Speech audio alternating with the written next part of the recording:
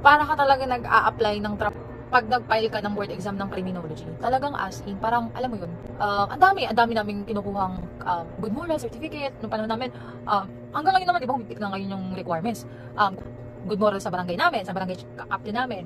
Sunod, kumuha kami ng good moral sa pare. Tapos, kumuha pa kami ng good moral sa school. And, sino pa ba yung pinagkuhaan namin?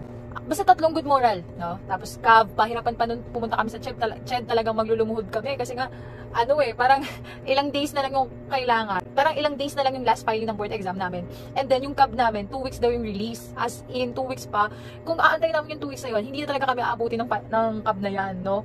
Tapos, nako, shoutout po sa mga, iba talaga pagka, yung batchmate mo talagang, mahirap pong maglakad mag-isa. So, yun yung mga payo ko sa mahirap pong maglakad o mag-solo flight.